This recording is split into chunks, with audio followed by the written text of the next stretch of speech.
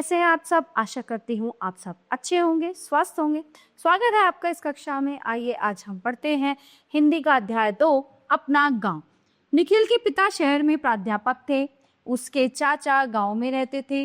एक बार वह अपने पिताजी के साथ उनके गांव आया। की गाड़ी एक छोटे स्टेशन पर रुकी। वहां उसके चाचा जी उनकी प्रतीक्षा कर रहे थे। वे सब टांगे से घर की ओर चल दी। थोड़ी देर बाद ही गांव के घर दिखाई देने लगे। पिताजी ने एक इमारत की ओर संकेत करते हुए बताया, ये खरीद भंडार है। यहाँ अपना अनाज बेचकर किसान उचित कीमत पाते। यहाँ से अनाज पहले सरकारी गोदाम में पहुंचाया जाता है और वहां से ये उचित दर की दुकानों पर जाता है, जहां से हम राशन के रूप में इसे प्राप्त करते हैं। गांव की सुंदरता देखते हुए वे घर पहुंच गए। घर के आंगन का फर्श कच्चा था, लेकिन सफाई से लीपा गया था।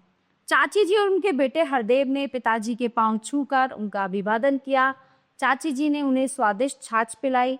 छाछ पीकर निखिल हरदेव के साथ नहाने चला गया। आप देखो वो क्या कह रहा है, अरे मजा आ रहा है। ठंडे पानी से नहाकर निखिल को ताजगी का अनुभव हुआ। फिर हरदेव निखिल को अपने खेत पर ले गया। वहाँ छोटी छोटी क्यारियों में भिंडी, करेले, टमाटर के पौधे लगे थे। लौकी की बेल पेड़ से लिपटी थी। निखिल ने नींबू के पेड़ का पत्ता तोड़कर सूंघा। उसमें से नींबू की सुगंध आ रही थी, खुशबू आ रही थी। वे आगे बढ़े। हरदेव ने बताया, आजकल बीज बोने का मौसम है, इसलिए किसान व्यस्त है। उधर धान के खेतों में धान के छोटे छोटे पौधे लगे हैं। जब ये थोड़े बड़े हो जाएंगे तो वो इन्हें फैलाकर पूरे खेत में लगा देंगे, यानी कि चाप।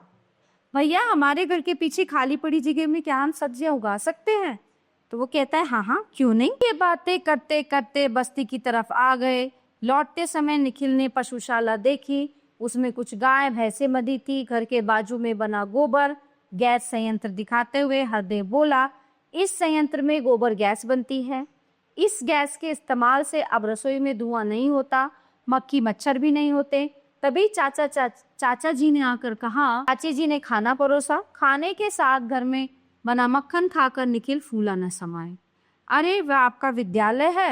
हाँ, आसपास के गांव के छात्र भी यहाँ पढ़ने आते हैं। ठीक है, तो इस तरह से वो पूरा गांव घूमता है। प्यारे बच्चों, ये पाठ यहीं पे समाप्त होता है।